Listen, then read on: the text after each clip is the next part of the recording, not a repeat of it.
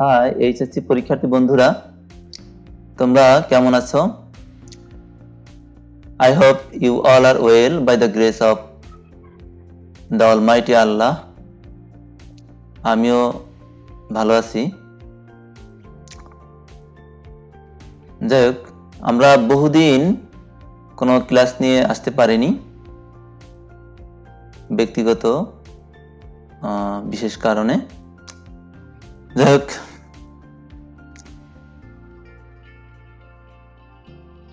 বহুদিন পরে নতুন ক্লাস নিয়ে হাজির হলাম তোমাদের সামনে। আজকে আমরা যে ক্লাসটি নিয়ে এসেছি সেটি হচ্ছে এইচএসসি যে এনসিটিভির টেক্সট বুক, সেটির অর্থাৎ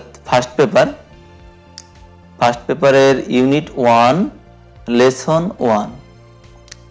ইউনিট 1 লেসন 1 এর নাম হচ্ছে দ্য আনফরগেটেবল হিস্ট্রি, আর ইউনিট 1 এর নাম হচ্ছে people or institutions making history, অর্থাৎ ইতিহাস সৃষ্টিকারী মানুষ বা প্রতিষ্ঠান।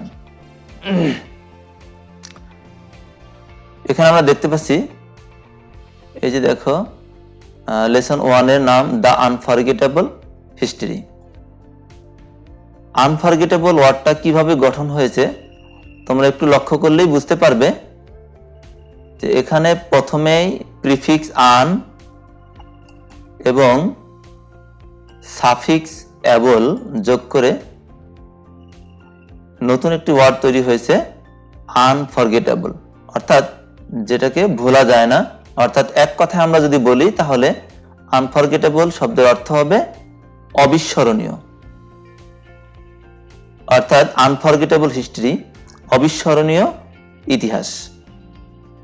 তোমরা নিশ্চয়ই দেখলে যে কিভাবে প্রিফিক্স এবং সাফিক্স যোগ করে কত সুন্দর সুন্দর ওয়ার্ড তৈরি করা যায়।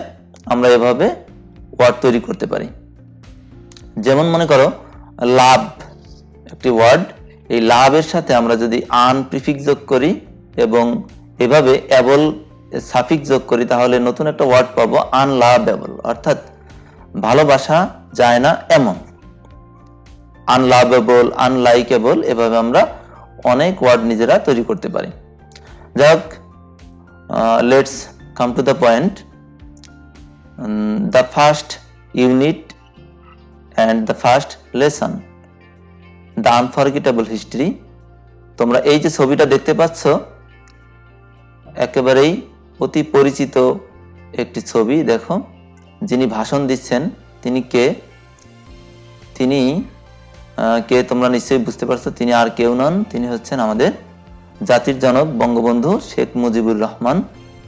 তিনি 7ই মার্চের যে ঐতিহাসিক ভাষণ দিয়েছিলেন সেটি এখন ইউনেস্কো কর্তৃক স্বীকৃত একটি ঐতিহাসিক ভাষণ, সারা বিশ্বে স্বীকৃতি পেয়েছে। আর আমাদের টেক্সটের প্রথম ইউনিটের প্রথম লেসনটি হচ্ছে এই স্পিচ কেন্দ্রিক। আমরা এখন এই ইউনিটের প্রথম লেসনটি আমরা পড়ব এবং সেটি আলোচনা করব। আমরা প্রথমেই এই স্পিচের মূল টেক্সটে চলে যাব। তোমরা দেখতে পাচ্ছ এই যে টেক্সটের প্রথম যে ফ্রেজটা আমরা দেখতে পাচ্ছি অ্যাড্রেস করা হয়েছে, যেটা প্রথম যে ফ্রেজটা সেটা হচ্ছে মাই ব্রাদার্স। মাই ব্রাদার্স অর্থাৎ ভাইয়েরা আমার। জানো, বঙ্গবন্ধু শেখ মুজিবুর রহমান সেদিন মাই ব্রাদার্স অর্থাৎ ভাইয়েরা আমার বলে বজ্র কণ্ঠে, অগ্নিঝরা কণ্ঠে তিনি তার ভাষণ শুরু করেছিলেন। আমি অবশ্য সেভাবে অগ্নিঝরা আর বজ্রকণ্ঠে ভাষণটি সেভাবে বলতে পারবো না। আমি জাস্ট সাদামাটা ভাবে উপস্থাপন করব, জাস্ট রিডিং করব এবং সেটি তোমাকে বুঝিয়ে দেওয়ার চেষ্টা করব। আর বঙ্গবন্ধুর মতো ওরকম অগ্নিঝরা এবং বজ্রকণ্ঠে যে ভাষণ, সেটি সম্ভবত বাংলার ইতিহাসে আর কারো কণ্ঠে আছে কিনা সম্ভবত নেই। এজন্যই তিনি just one piece in the history of Bangla and the whole world as well. Let's start now. My brothers, ভাইরা আমার, I stand before you today with a heart overflowing with grief. অর্থাৎ অত্যন্ত ভারাক্রান্ত হৃদয় নিয়ে আপনাদের সামনে আজ হাজির হয়েছি। I stand before you. Before you অর্থ আপনাদের সামনে বা তোমাদের সামনে। বিফোর হচ্ছে এখানে একটি প্রিপোজিশন। তাহলে তোমরা এইভাবে বিফোর শব্দটা ইউজ করে তোমরা বিভিন্ন ফ্রেজ তৈরি করতে পারবে, যেখানে বিফোর হবে অর্থ হবে সামনে। আমরা জানি বিফোর মানে হচ্ছে আগে বা পূর্বে। এখানে প্রিপোজিশন হিসেবে এটার আরেকটা অর্থ তোমরা এখানে শিখতে পারলে, সেটা হচ্ছে কি, বিফোর অর্থ হচ্ছে সামনে, অর্থাৎ বিফোর ইউ আপনাদের সামনে। আর আমরা বলতে পারি বিফোর মি অর্থাৎ আমার সামনে। বিফোর দ্য রিভার অর্থাৎ নদীর সামনে। বিফোর দ্য ট্রি অর্থাৎ গাছের সামনে। যাই হোক, আমরা পরবর্তী সেন্টেন্সে আমরা যাই। You are fully aware of the events that are going on and understand their import. আপনারা সবই জানেন এবং সবই বোঝেন। অর্থাৎ তখনকার যে সিচুয়েশন ছিল সেটাই বঙ্গবন্ধু তার ভাষণে বলতে চাচ্ছেন। তখন জনগণ এটা বুঝতেছিলেন যে কি হচ্ছে আর কি চলছে। আর এই কারণে আমরা এই যে দেখো ছবিতে দেখা যাচ্ছে লাখো জনতার ভিড়, অর্থাৎ বঙ্গবন্ধু ডাকে সাড়া দিয়ে লাখো জনতা এখানে হাজির হয়েছিলেন এই মহাসম্মেলনে। তারপরে আমরা দেখি, we have been trying to do our best to কোপ উইথ দ্য সিচুয়েশন। আমরা পরিস্থিতির সাথে সামলে নেওয়ার জন্য যথেষ্ট চেষ্টা করছি। অ্যান্ড ইয়েট আনফর্চুনেটলি, আনফর্চুনেটলি শব্দের অর্থ হচ্ছে দুর্ভাগ্যক্রমে, তবুও the streets of Dhaka, Chittagong, Khulna, Rajshahi and Rangpur are awash with the blood of our brothers. বলা আছে তারপরেও অর্থাৎ তবুও ঢাকা, চিটাগং, খুলনা, রাজশাহী এবং রংপুরের রাস্তা আমাদের ভাইদের রক্তে রঞ্জিত হয়েছে। অর্থাৎ এই যে শহরগুলোর কথা অর্থাৎ জায়গাগুলোর কথা বলা হয়েছে, এখানকার রাস্তাগুলো অর্থাৎ রাজপথ আমাদের ভাইদের রক্তে রঞ্জিত হয়েছে। এখানে আমরা একটা উল্লেখযোগ্য অর্থাৎ গুরুত্বপূর্ণ একটা ওয়ার্ড আমরা দেখতে পারি, অ্যাওয়াশ। অ্যাওয়াশ অর্থ হচ্ছে বিধৌত, যেটা ভিজে গেছে এমন, অর্থাৎ কোনো কিছু দিয়ে ভিজে যায়। দেখো অ্যাওয়াশের সাথে একটা প্রিপোজিশন উইথ, অর্থাৎ এই অ্যাওয়াশের সাথে সবসময় উইথ বসবে, অর্থাৎ কি দিয়ে বিধৌত, কি দিয়ে ভিজে গেছে এমন, কি দিয়ে প্লাবিত হয়েছে সেটা বোঝানোর জন্য অ্যাওয়াশের সাথে সবসময় উইথ প্রিপোজিশনটা নিতে হয়। অর্থাৎ অ্যাওয়াশ উইথ ব্লাড অর্থাৎ রক্তে রঞ্জিত বা রক্ত বিধৌত। আমরা অনেক সময় বলতে পারি যে her face was awash with tears, অর্থাৎ তার মুখ ছিল অশ্রুপ্লাবিত বা অশ্রু ভেজা তার মুখ।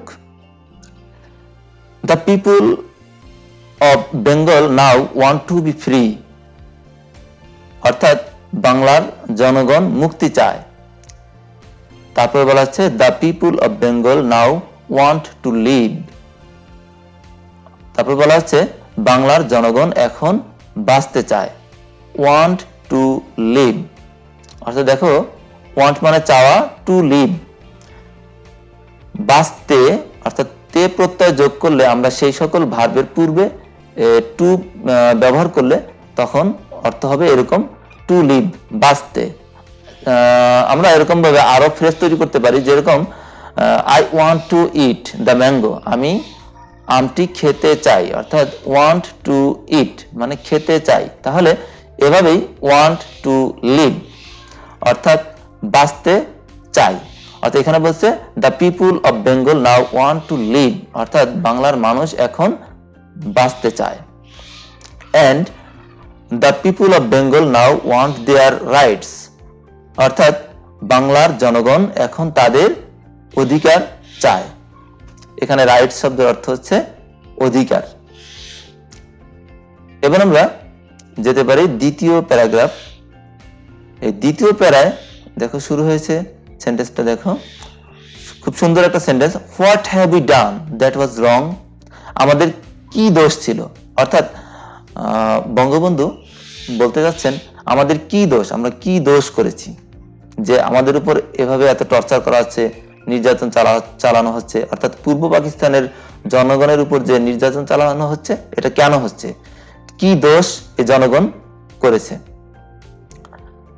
তিনি তারপরে দেখো তার বক্তব্যের পরের সেন্টেন্সে বলা হচ্ছে আফটার দ্য ইলেকশনস, অর্থাৎ নির্বাচনের পরে the people of Bangladesh voted as one for me for the Awami League, অর্থাৎ আওয়ামী লীগের পক্ষে বাংলাদেশের মানুষ আমাকে ভোট দিয়েছে, অর্থাৎ আওয়ামী লীগকে ভোট দিয়েছে।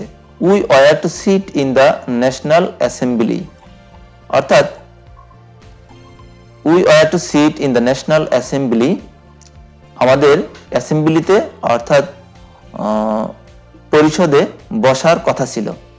Draft constitution for ourselves there, সেখানে আমাদের নিজেদের কনস্টিটিউশন অর্থাৎ সংবিধান তৈরি করার কথা ছিল। অ্যান্ড বিল্ড আওয়ার কান্ট্রি, আমাদের দেশকে আমরা গড়ব, এরকম কথা ছিল। The people of this land would thereby get economic, political and cultural freedom, এবং এর দ্বারা এদেশের মানুষ অর্থনৈতিক, পলিটিক্যাল অর্থাৎ রাজনৈতিক এবং কালচারাল ফ্রিডম অর্থাৎ সাংস্কৃতিক স্বাধীনতা পাবে। এখানে তোমরা দেখো তিনটি অ্যাডজেক্টিভ একই সাথে যুক্ত করা হয়েছে, ইকোনমিক অর্থাৎ অর্থনৈতিক, পলিটিক্যাল অর্থাৎ রাজনৈতিক এবং কালচারাল ফ্রিডম অর্থাৎ এখানে বলা হচ্ছে তিনটি অ্যাডজেক্টিভ যোগ করা হয়েছে, সেটি হচ্ছে ইকোনমিক, পলিটিক্যাল অ্যান্ড কালচারাল অর্থাৎ অর্থনৈতিক, রাজনৈতিক এবং সাংস্কৃতিক স্বাধীনতা, freedom. But it is with regret that, আমরা যদি এই ক্লজটুকুকে আলাদা করি তাহলে দেখো এর অর্থ হবে দুঃখের ব্যাপার যে, অর্থাৎ অত্যন্ত পরিতাপের বিষয় হচ্ছে যে, তার পরবর্তী ক্লজে কি বলা হলো, উনি বলছেন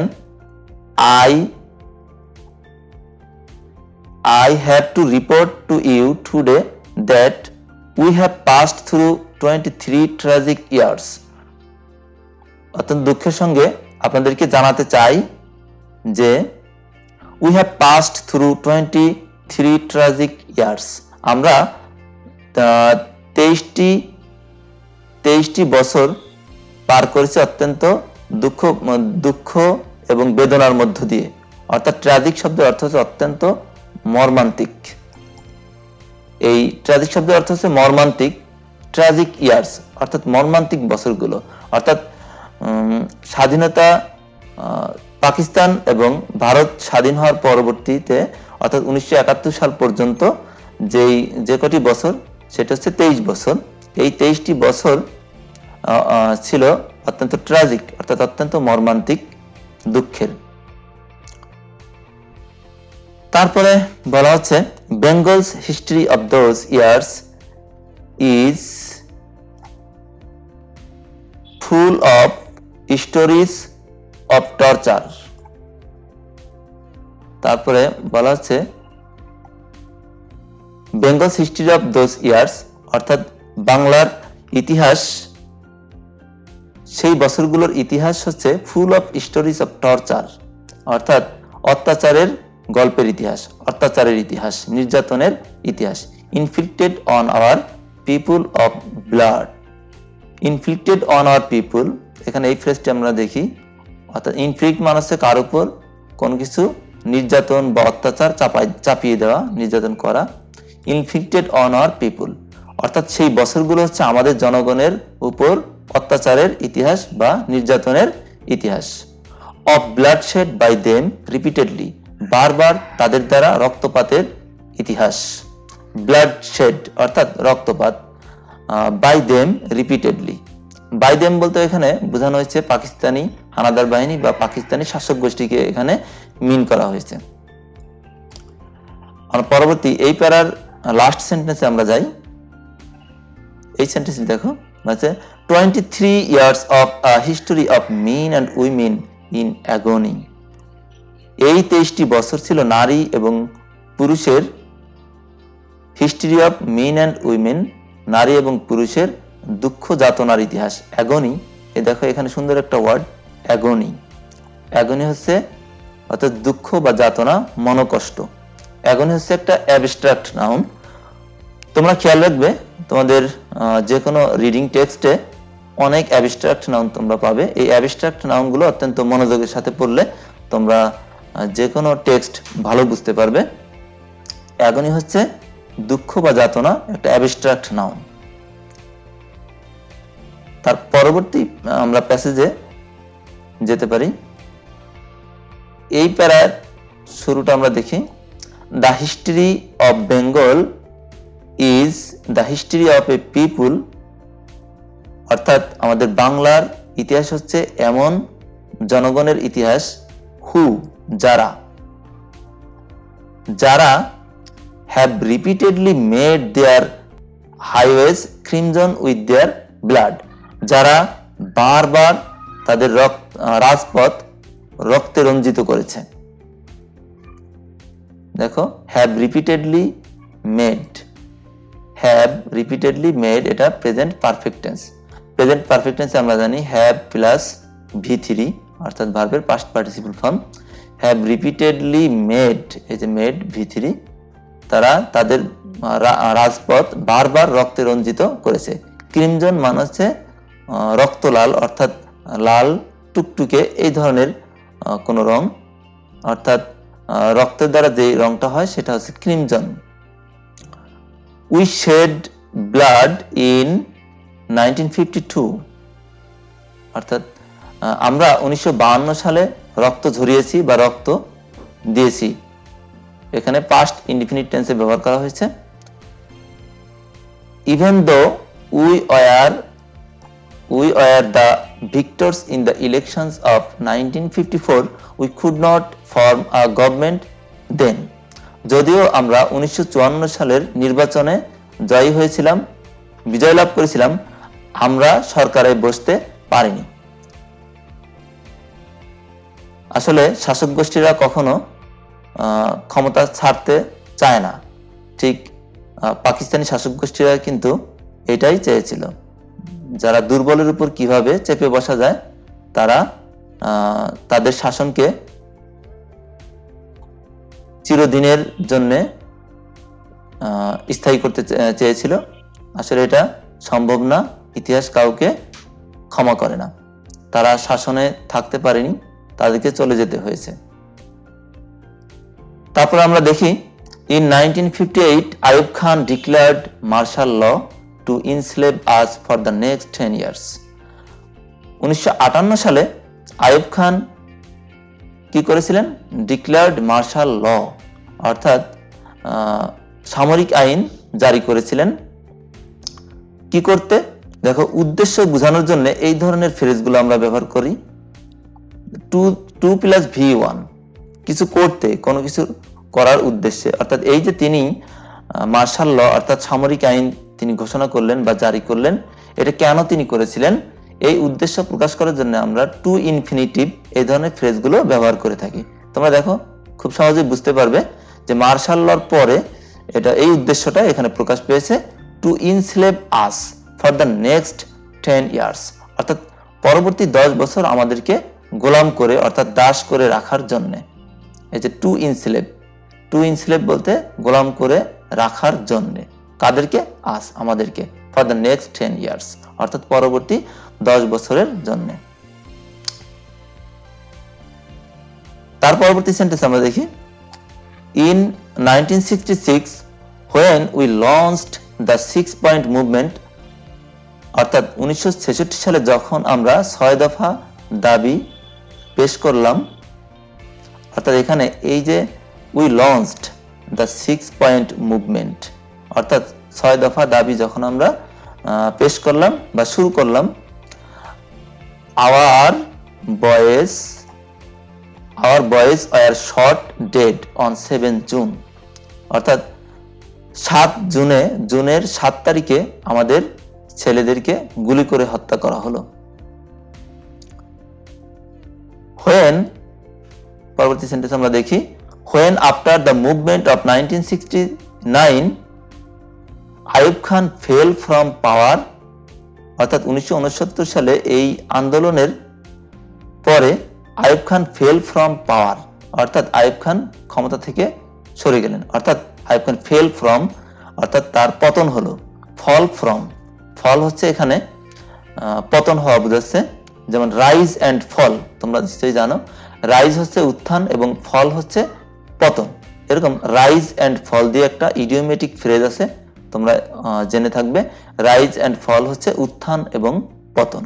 এখানে ফল হচ্ছে পতন, ফলের পাস্ট ফর্ম হচ্ছে ফেল, অর্থাৎ ফেল ফ্রম পাওয়ার, ক্ষমতা থেকে পতন হওয়া, ক্ষমতাচ্যুত হওয়া। তো ফেল ফ্রম পাওয়ার অর্থাৎ আইয়ুব খান ক্ষমতাচ্যুত হলেন, and Yahya Khan অ্যাসিউমড the rains of the government, অর্থাৎ ইয়াহিয়া খান শাসনভার গ্রহণ করলেন। দ্য লেটার, অর্থাৎ পরবর্তীতে ইয়াহিয়া খান শাসনভার গ্রহণ করলেন। কার শাসনভার গ্রহণ করলেন? এখানে দেখো অফ দিয়ে এই ফ্রেজটা যোগ করা হয়েছে, অফ দ্য গভর্নমেন্ট, অর্থাৎ সরকারের। এরকম অফের পরে তোমরা যা নিবা সেটাই অর্থ হবে র বা এড দিয়ে প্রকাশ করতে পারবা, অর্থাৎ অফ দ্য গভর্নমেন্ট মানে হচ্ছে সরকারের।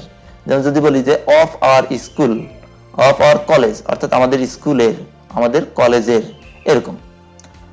যাই হোক, তারপরে বলা আছে ডিক্লেয়ার দ্যাট, অর্থাৎ ঘোষণা করলেন যে হি উড গিভ আস। এই ঘোষণাটা কে করলেন?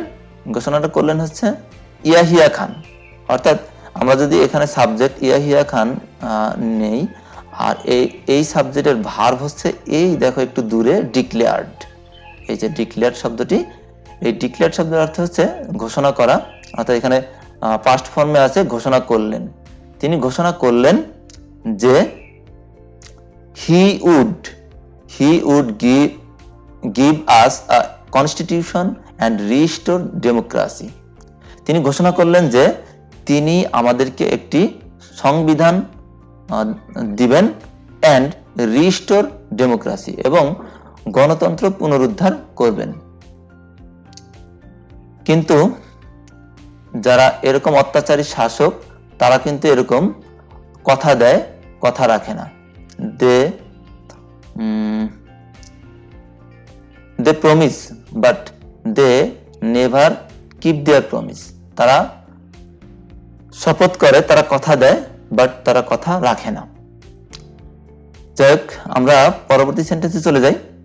দেখো, we listened to him then, আমরা তখন তার কথা শুনেছিলাম। বঙ্গবন্ধু বলছেন যে আমরা তার কথা শুনলাম। তারপরে বলা হলো a lot has happened since, তারপরে অর্থাৎ তারপর থেকে অনেক কিছু ঘটলো, অনেক ঘটনা ঘটলো, and elections have taken place, অর্থাৎ নির্বাচন অনুষ্ঠিত হলো। এখানে দেখো প্রিয় শিক্ষার্থীরা, এখানে elections have taken place, elections হচ্ছে এখানে সাবজেক্ট, have taken place অর্থাৎ টেক প্লেস, এখানে একটা ইডিয়ম আছে টেক প্লেস, তোমরা জানো কিনা একটু নিজেরা একটু চিন্তা করো। টেক প্লেস অর্থাৎ কোনো কিছু ঘটা, অর্থাৎ টেক হচ্ছে এখানে ভার্ব, টেকের V3, taken place, taken place অর্থাৎ ঘটেছে, অনেক কিছুই তারপরে ঘটেছে। আমরা এর পরবর্তী প্যারায় যাব।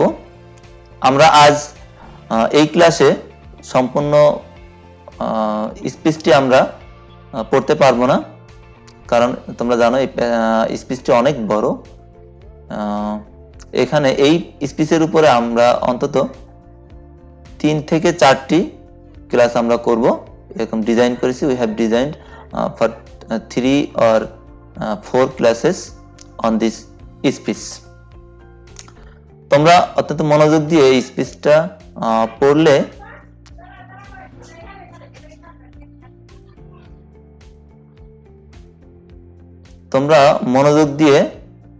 তোমরা এই স্পিচটা ভালো বুঝতে পারবে এবং পরীক্ষা আসলে এই স্পিচ থেকে তোমরা ভালো অ্যান্সার করতে পারবে। যাই হোক, আমরা পরবর্তী প্যারায় যাই। এই প্যারার প্রথমেই দেখো, first person I have made president Yahya খান।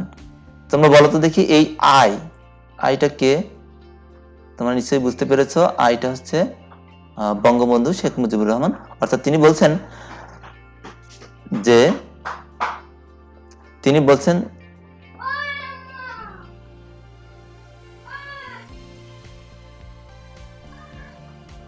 বলছেন I have made president Yahya Khan. আমি প্রেসিডেন্ট ইয়াহিয়া খানের সাথে সাক্ষাৎ করেছি, দেখা করেছি।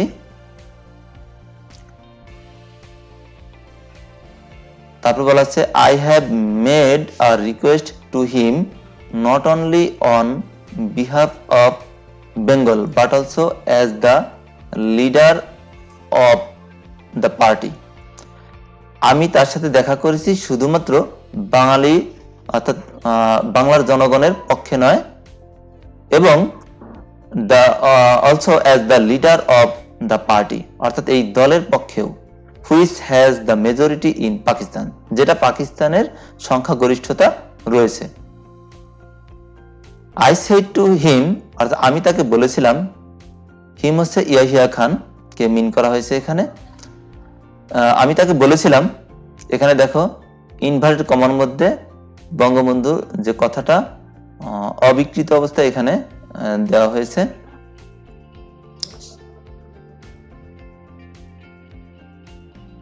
সেটি হচ্ছে you must hold the session of the national assembly on 15 January. অর্থাৎ এখন বলা হচ্ছে যে তিনি বলেছিলেন আপনাকে অবশ্যই জাতীয় পরিষদের অধিবেশন বসাতে হবে অন 15 জানুয়ারি, 15 জানুয়ারিতে। But he did not listen to me, কিন্তু তিনি আমার কথা শুনলেন না। দেখো তারপরে তার পরবর্তী একটা সেন্টেন্স, অত্যন্ত সিগনিফিকেন্ট একটা সেন্টেন্স, আমাদের অত্যন্ত জনপ্রিয় একটা sentence. He listened to mister Bhutto instead. এর আগে উনি বলেছেন যে তিনি আমার কথা শুনলেন না। He listened to mister Bhutto instead, শুনলেন ভুট্টো সাহেবের কথা। তারপর দেখো, at first he said that the meeting would take place in the first week of March. প্রথমে তিনি বলেছিলেন যে মার্চের প্রথম সপ্তাহে মিটিং হবে। উই said, আমরা বললাম, fine, we will be taking our seats in the assembly then. হ্যাঁ, তাহলে আমরা অ্যাসেম্বলিতে বসবো। আমরা বললাম যে আমরা অ্যাসেম্বলিতে বসবো। তারপর দেখো কি বলা হচ্ছে, আই সেড, আমি বললাম, we will carry out hour discussions in the assembly. আমি বললাম যে আমরা আমাদের আলোচনা চালিয়ে যাব পরিষদে, অর্থাৎ অধিবেশনে আমরা আমাদের আলোচনা চালিয়ে যাব। I went so far as to say that, এটুকুর অর্থ হচ্ছে I went so far as to say that, আমরা অর্থাৎ আমি এও বললাম যে if anyone came up with an offer that was just, যদি কেউ ন্যায়সঙ্গত প্রস্তাব নিয়ে আসে, even though we were majority অর্থাৎ we are in the majority, যদি আমরা সংখ্যাগরিষ্ঠ দলের মধ্যে আছি, we would agree to that offer, আমরা সেই অফার অর্থাৎ প্রস্তাব মেনে নেব। অর্থাৎ উনি একটা শর্ত দিয়েছেন, যদি সেই অফারের ন্যায্যতা থাকে অর্থাৎ যুক্তি থাকে, ন্যায়সঙ্গত অফার হয়, তারা যদি সংখ্যালঘু হয়, সংখ্যালঘুদের ন্যায়সঙ্গত অফার অর্থাৎ প্রস্তাবও মেনে নেওয়া হবে। অর্থাৎ দেখো তোমরা যে তিনি কত উদার ছিলেন, বাট পাকিস্তানিরা ছিল এর সম্পূর্ণ বিপরীত। আমরা এর পরবর্তী প্যারায় আমরা যাব। দেখো, mister Bhutto came here, mister Bhutto came here, অর্থাৎ ভুট্টো সাহেব এখানে আসলেন। হি carried out discussions with us, অর্থাৎ তিনি আমাদের সাথে আলোচনা করলেন। হি হ্যাড সেড দ্যাট, তিনি বললেন যে the doors of negotiations had not been shut, অর্থাৎ আলোচনার দুয়ার এখনো বন্ধ হয়নি। শাট, শাট শব্দটার অর্থ হচ্ছে বন্ধ করা, যেমন দরজা বন্ধ করা, শাট দ্য ডোর আমরা ইউজ করি অনেক সময়, এটা হচ্ছে সেই শাট। শাটের তিনটা ফর্ম, অর্থাৎ বি 1 2 3 একই রূপ, অর্থাৎ হ্যাড নট বিন শাট অর্থাৎ বন্ধ হয়নি, শাটের তৃতীয় রূপ এটা। And that there would be further negotiations, অর্থাৎ আরো আলোচনা চলবে। I then had talks with other leaders, তখন আমি অন্যান্য নেতাদের সাথে কথা বলেছিলাম। আই সেড টু দেম, আমি তাদেরকে বললাম, come and sit down with us, আসুন আমাদের সাথে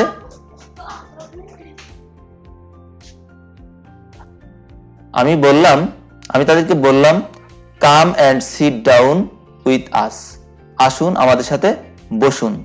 let's create a constitution for ourselves through discussions, অর্থাৎ আলোচনা করে একটি কনস্টিটিউশন অর্থাৎ সংবিধান তৈরি করুন। এখানে দেখো, dear learners, let's create a constitution for ourselves through discussions, অর্থাৎ আলোচনা করে আসুন একটি কনস্টিটিউশন অর্থাৎ সংবিধান তৈরি করি। লেটস দিয়ে ইম্পারেটিভ সেন্টেন্স, প্রস্তাবমূলক, অর্থাৎ প্রস্তাব দেওয়া হয় এমন সেন্টেন্স তৈরি করা হয় লেটস দিয়ে। যদি আমরা বলি যে লেটস গো টু কলেজ, চলো আমরা কলেজ যাই, লেটস গো টু প্লে, চলো আমরা খেলতে যাই, এই ধরনের আমরা সেন্টেন্স তৈরি করতে পারি লেটস দিয়ে। ঠিক অনুরূপভাবে এখানে লেটস দ্বারা যে সেন্টেন্সটা তৈরি করা হয়েছে, তিনি বললেন যে let's create a constitution for ourselves through discussions, অর্থাৎ আলোচনার মাধ্যমে আসুন আমরা একটি কনস্টিটিউশন অর্থাৎ সংবিধান তৈরি করি। দেখো, তারপর বলা হচ্ছে, but mister Bhutto declare that if west Pakistani members came here, যদি পশ্চিম পাকিস্তানি সদস্যরা এখানে আসে, the assembly would end up as a slaughter house. এখানে এই যে স্লটার হাউস শব্দটা একটু বড় শব্দ, দেখো এই ওয়ার্ডের অর্থ হচ্ছে কসাইখানা, অর্থাৎ যেখানে জবাই করা হয়, অর্থাৎ এখানে মিন করা হচ্ছে রক্তপাত অর্থাৎ খুনোখুনি, এটা মিন করা হচ্ছে এখানে। উনি বললেন যদি পশ্চিম পাকিস্তানি সদস্যরা এখানে আসে, তাহলে এই অ্যাসেম্বলি একটা কসাইখানায় পরিণত হবে। তারপর বলা হচ্ছে হি ক্লেইমড দ্যাট, তিনি দাবি করলেন যে whoever came here would be slaughtered, যেই এখানে আসুক তাকে মেরে ফেলা হবে অর্থাৎ খুন করা হবে বা জবাই করা হবে। স্লটার শব্দের অর্থ হচ্ছে জবাই করা, স্লটার্ড অর্থাৎ উড বি স্লটার্ড। এখানে তোমরা একটু লক্ষ্য করো, এখানে প্যাসিভ ভয়েসে ব্যবহার করা হয়েছে, অর্থাৎ জবাই করা হবে। হি সেড দ্যাট, তিনি বললেন যে if anyone showed up here, all shops from Peshawar to Karachi would be shut down. If anyone showed up here, all shops from Peshawar to Karachi would be shut down. এখানে কেউ show up করলে সেটা কি হবে, all shops from Peshawar to Karachi, অর্থাৎ পেশোয়ার থেকে করাচি পর্যন্ত সকল দোকানপাট সব বন্ধ করা হবে।